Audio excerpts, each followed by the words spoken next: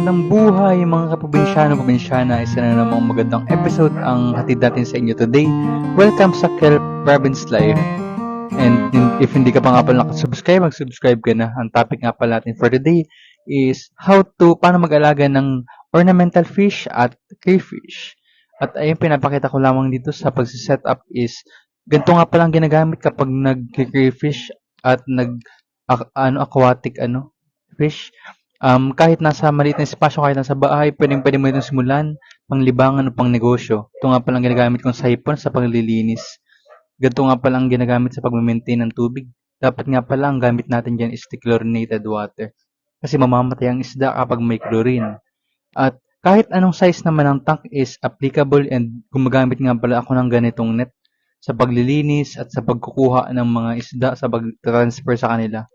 Yung isa nga palang isda dito is para sa gabi. Ito nga palang net na ito yung ginagamit para sa pagpapaanak ng mga egg bearer, dahil sapagkat may dalawang klase ng ornamental fish, live bearer at egg bearer. Pinapakain ko lamang ito ng mga commercial feeds na murang-mura lang nabibili lamang sa Ito nga pala ang pinapakain ko yung shrimp, sa decapsulated na shrimp sa mga fry sa mga batang fish. At ngayon, napakaganda nga pala ng isda sapagkat nakakatanggal ito ng stress. Ito nga pala, ganito lang ang pagbahog. Sa pagbabahog nga pala ng mga ornamental fish, lagyan lang natin ng kaunti, kahit 2 beses ang araw. Tapos kapag hindi na nila kayang ubusin is, huwag na tayong magbahog sapagkat hindi pwede ang overfeeding, sapagkat nakapagpadami ito ng ammonia sa tubig na maging sanhi ng kanilang pagkamatay. Pwede nga pala tayong magbahog ng PO2 o kaya PO1 na feeds, na commercial feeds. Mabibili lamang sa mga pet shop.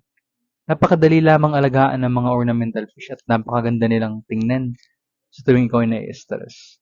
At ayun, 2 beses lamang sila pinapakain. Mas maraming dapat pakainin kapag kapag fry pa lang. At ngayon naman, dumako naman tayo dito sa mga kailangan sa pag-iisda. Kailangan nga pala ng filter at lamang ng aeration para magkaroon ng dissolved oxygen. Ang filter naman upang mapanatiling malinis ang tubig. At hindi mamatay ang isda sapagkat kapag dumi ang tubig, ibig sabihin ay marami ng ammonia na maging sanhi ng kanilang pagkamatay. Pwede nga pala tayo maglagay ng janitor fish upang maiwasan ang algae sa aquarium at hindi tayo gaanong linis ng linis. Ang isa sa mai-recommenda ko nga pala sa mga beginners ay Gapi, sapagkat napakadali nilang alagaan at napakagaganda ng strain. Ito po ay live bearer, napakabilis nilang mga anak. Halos 2 buwan lang is nanganak na agad ito. And yung fry nila is napakadaling alagaan, malakas ang kanilang immunity at pangangatawan at hindi sila basta-basta agad namamatay. Napakaganda nito sa beginners at napakaganda ng mga buntot nila.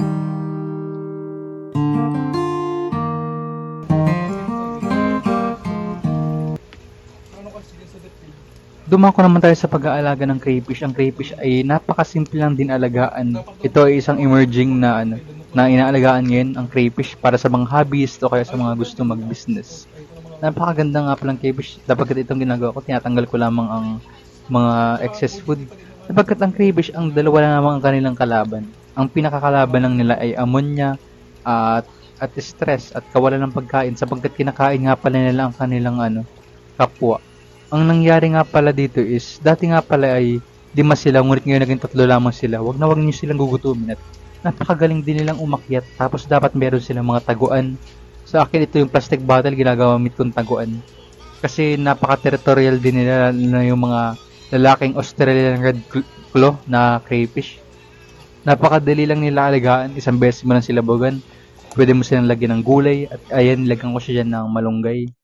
At ayun, kailangan lang nilang aerator para lamang magkaroon sila ng dissolved oxygen. Itaray nyo na ito mga probinsyano. Maraming salamat nga pala sa panonood ng video.